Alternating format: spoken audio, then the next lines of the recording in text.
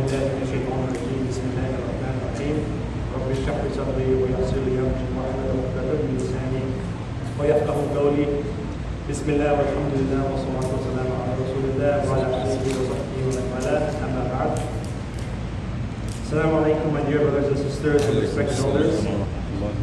Before I begin, I just want to state that inshallah anything right that I say from my khatirah is from Allah subhanahu wa ta'ala. Anything offensive or anything wrong that I have said is from me and my own shortcomings. So I ask Allah subhanahu wa ta'ala to forgive me for that.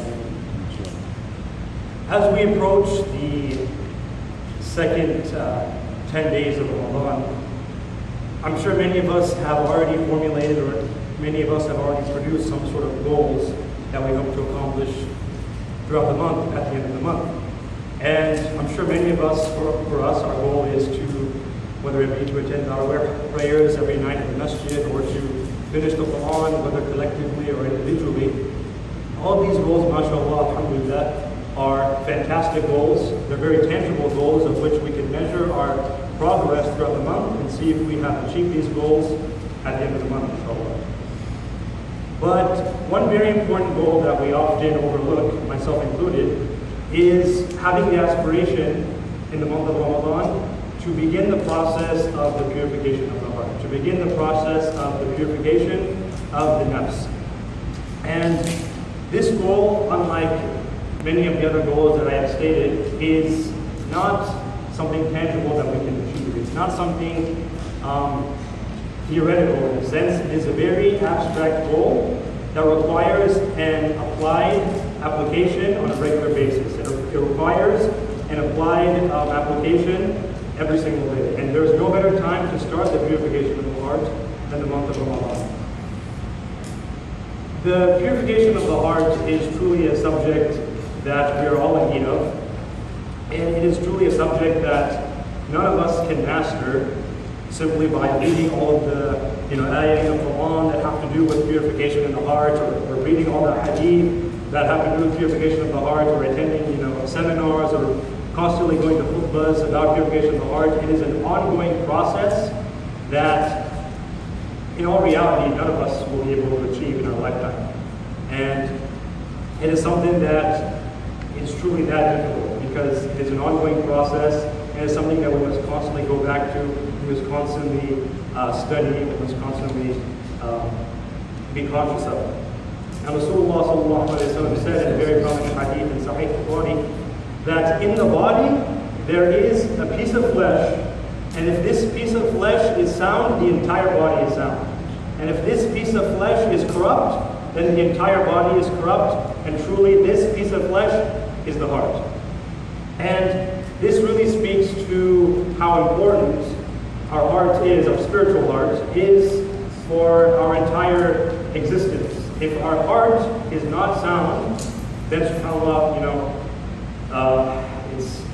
we'll be falling down the wrong paths. But that's why it's very important to recognize that the purification of the heart is a subject that we must take very, very seriously. And like I said, there is no better time than the month of Ramadan to begin this. So before we begin talking about the purification of the heart, we must acknowledge the fact that we do not understand our hearts enough to begin this process.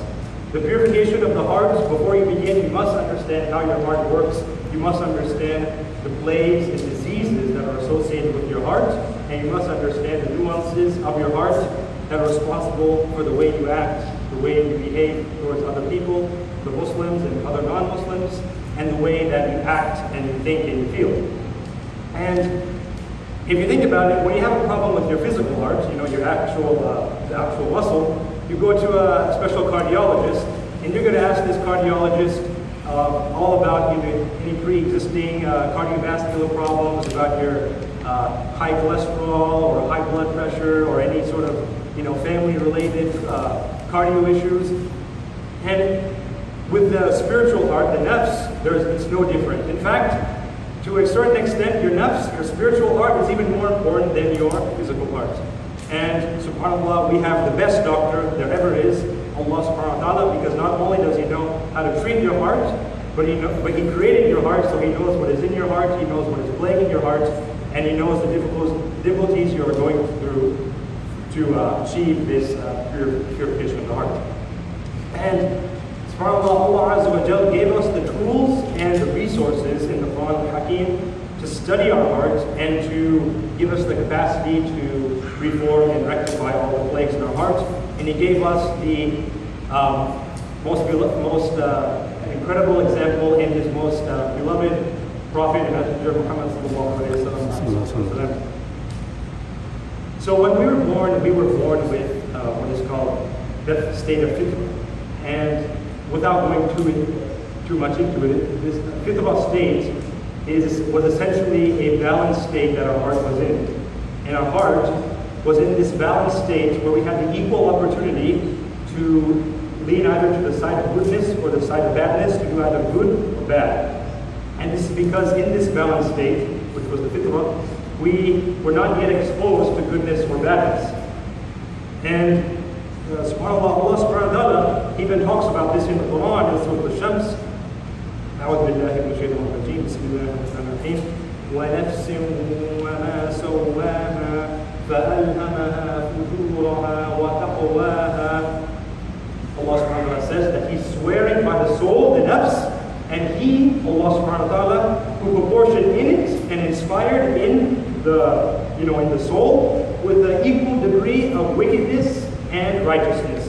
So this is basically, Allah subhanahu wa ta'ala is basically saying that He created in the heart, in this state of fitrah, an equal opportunity for the insan, for the Muslimin, to fall either to the goodness or the badness, because at that point they had equal opportunity to do good or bad. And it continues on saying, قَدْ أَفْلَحَ مَنْ زَكَّاهَا. Allah subhanahu wa ta'ala says, He who purifies the heart has truly succeeded. And subhanAllah, this really, we should really take very seriously, because this is Allah subhanahu wa ta'ala talking directly to us, saying that if you purify your heart, then you have truly succeeded. And He goes on to say in the very next ayah, وَقَدْ خَابَ مَنْ دَسَّاهَا. And truly He who allows his heart to become corrupted and instills his heart with corruption, he has truly failed. So this is truly a call to action by Allah Azza wa Jalla. He's telling the Muslimin, hey, if you don't, this heart, you can't mess around with this heart. You have to get this heart pure, because if you want to be deemed a success in the eyes of Allah subhanahu wa ta'ala, then go purify your heart. If you want to be deemed a failure in the eyes of Allah subhanahu wa ta'ala, then allow your heart to become corrupted. So one may ask, how does your heart become corrupted? How does your heart become impure? And this is really, once you develop and mature from that state of fitrah, your heart is constantly being exposed to the surroundings. Your heart is constantly being exposed to the environment, the people surrounding you. And these people may or may not be your well-wishers. And of course, you're constantly being exposed to the waswasa and the shaitan. And all of these things have a huge impact in making the heart dirty. They have a huge impact in making the heart, filthy. Same way that when you buy a brand new car, that car is not going to be, clean. 6 months after you've been driving it, it's going to be one filthy car. And same thing with your nafs. When your nafs, you're constantly being exposed to all these factors, it's going to become dirty, and you're going to have to clean it. Now, I like to compare the heart to a treasure that one would have in their safe or in a vault, in a bank somewhere.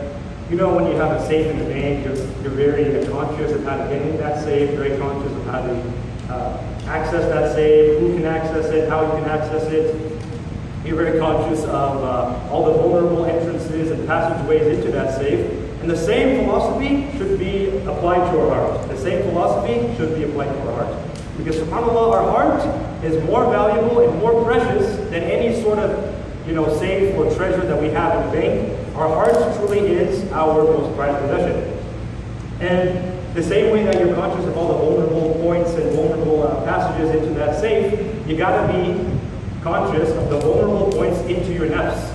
Because if you're not conscious of that, someone or even shaitan may be able to go through those vulnerable points and take control of your nafs.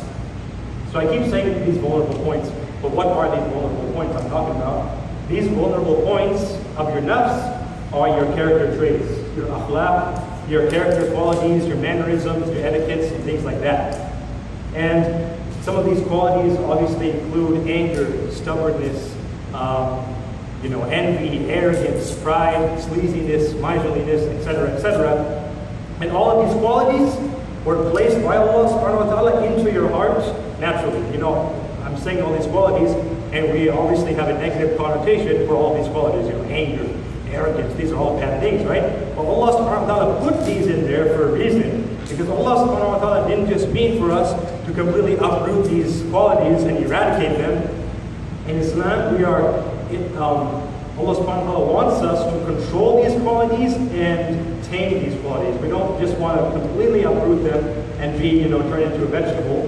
We want to be a controlled and a cognizant, rational being who has the ability to control these qualities. So that is how you can get back to that state of the balanced heart, by controlling these qualities. And this is why akhlaq is so important, because subhanAllah, the key to having a pure heart is having a sound akhlaq. And like I said, there's no greater example of someone who had a sound akhlaq than Muhammad sallallahu alaihi wasallam. And truly Allah subhanahu wa ta'ala praised and glorified Rasulullah sallallahu alaihi wasallam in the Holy Quran, saying, you, referring to Muhammad, are on an exalted standard of character. And I'm sure all of us know the hadith of when the companions of the Prophet came to Aisha radiallahu anha, and they asked her, what is the character of the Prophet like? And she responded, the character of Muhammad sallallahu alaihi wasallam is the Quran. Muhammad is the Quran, he lives the Quran, he sleeps the Quran, he is the Quran. There is no quality in the Quran that is glorified and praised which Muhammad does not have, and there is no quality in the Quran that is condemned which Muhammad does not have. So this really shows, gives us an example of how great of a role model we have in the final blessed messenger Muhammad sallallahu alaihi wasallam. And as I conclude, I just want to state a story that was narrated in the hadith about an older woman who was she had a very strong outward manifestation of piety. She was always praying, she was always doing qiyamul layl, she was always fasting voluntarily, and the Sahaba were completely amazed with this woman. And they came to the Prophet ﷺ and they told him, Ya Rasulullah, this woman is such an amazing woman. She is doing so much qiyamul layl, she is doing so much siyam, but subhanAllah, she's bad to her neighbors. She has a bad akhlaq. And Rasulullah ﷺ said, verily this woman does not have an ounce of goodness in her, and this woman is amongst the people of the nar. So this really should be a strong indication of how important it is for us to have a strong akhlaq, how important it is to have a strong akhlaq, because having a strong akhlaq and having a good character is the very foundation for purification of the heart, inshallah. And next time, inshallah, if I get the opportunity, I will talk about the steps we need to take and the beginning methods we need to take to begin the process of purification of the heart. We ask Allah subhanahu wa ta'ala to help us approach this journey with sincerity and enthusiasm, and we ask Allah subhanahu wa ta'ala to guide us to begin this journey of purification of the heart. We ask Allah subhanahu wa ta'ala to help us recognize the truth and help us follow it, and help us recognize the falsehood and help us avoid it. We ask Allah subhanahu wa ta'ala to make the best of our deeds the last ones that we do, and the best of our days the day that we do.